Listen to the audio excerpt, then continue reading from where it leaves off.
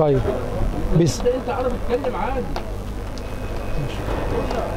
بسم الله الرحمن الرحيم. السلام عليكم ورحمة الله وبركاته. هذه تحيات العرب الأشموني من ملعب حمدين وعبد الجليل وكرة بلدنا وملعب الشمس مع الإعلام القدير الكابتن عبد الناصر زيدان. هذه إطلالة جديدة من إطلالات دوري المحترفين الأسبوع ال13 من المسابقة، حيث يستضيف نادي ديكيرنس فريق بروكسي على ملعب حمدين وعبد الجليل.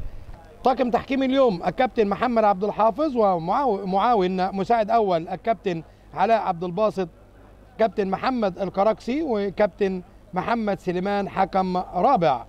على يمنا نادي بروكسي أو فريق بروكسي. على بركة الله نبدأ الحكاية والقصة والرواية.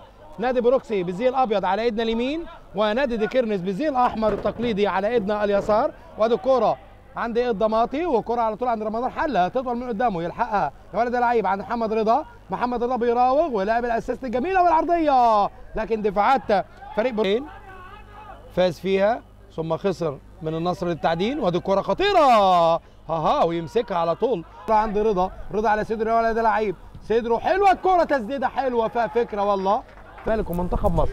ادي كرة جوه الصندوق والارتقاء العالي، وادي كرة خطيرة وتسديده حلوه. يا سلام عليك يا كرة. حسام بركات اللي بيهرب من الرقابه. وادي كرة عند ادم الخطيره والعرضيه، وكرة خطيره كرة وتسديده، لكن على طول حارس المرمى. ادي كرة رضا جوه الصندوق، وادي الارتقاء العالي خطيره، وهي جوه الصندوق خطيره وتطلع كرة بره الملعب، ضربه ركنيه.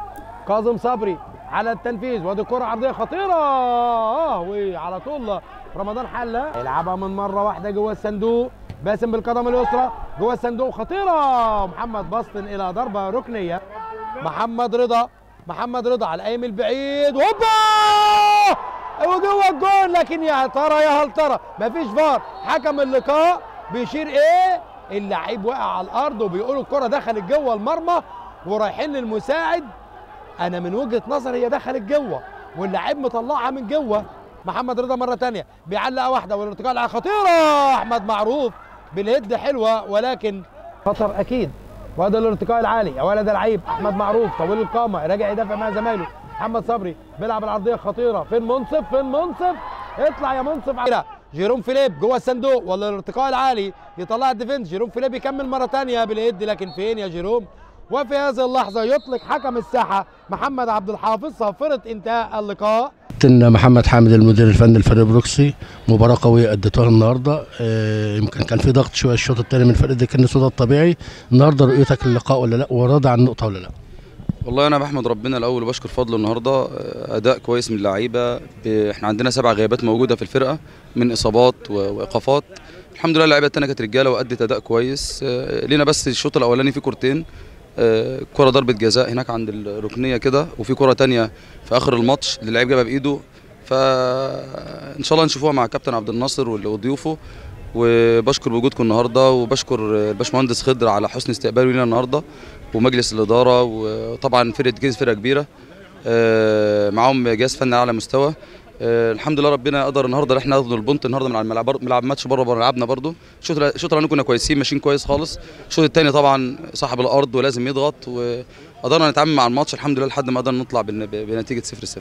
كابتن علاء نوح المدير الفني لفريق ديكيرنس، اولا بنقول لك هارد لك على خساره النقطتين النهارده، لكن اديتوا مباراه قويه. اختلف الاداء في الشوط الثاني، دفعت بكافه الاوراق الهجوميه، لكن التوفيق النهارده ما كانش محالفكم. يعني الحمد لله مش كل مباراه الفرص اللي هتجيلنا هتيجي جوان، بس احنا المفروض نركز في اللي جاي، لان احنا ضيعنا كتير قوي النهارده. يعني ضيعنا كتير بالاخص في الشوط الثاني. هم الشوط الاولاني كان لهم فرصه او فرصتين، لكن الشوط الثاني الفرص كانت كتير قوي، يمكن كان وان سايد جيم. ده ما يمنعش ان هم فرقه محترمه وفرقه كبيره، معاهم كابتن محمد حامد من المدربين الكويسين جدا يعني. والحمد لله الحمد لله. حسام بركات لاعب فريق بروكسي، اولا اديتوا مباراه قويه النهارده. مباراه كانت قويه بين فريق ديكيرنس وبروكسي، ملعب صعب بالنسبه لكم اكيد، لكن نقطه مكسب بالنسبه لكم. والله بسم الله الحمد لله طبعا على فضل ونعمه من ربنا. مش هنقول ان احنا خدنا بونت، هنقول ان احنا ضيعنا 2 بونت. احنا فرقه بطوله جايين ديكيرنس مع احترامي فرقه كبيره لكن الدنيا مش مساعداهم.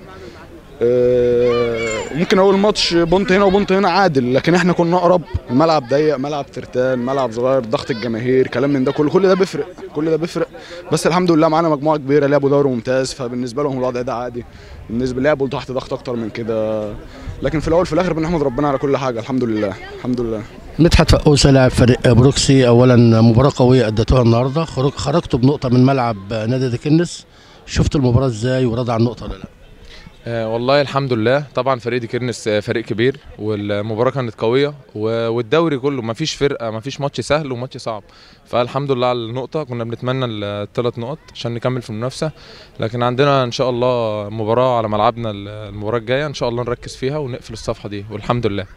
فشل فريق ديكنس في تحقيق الفوز واقتناص 3 نقاط امام ضيفه فريق بروكسي، واكتفى بالتعادل السلبي والحصول على نقطه وحيده.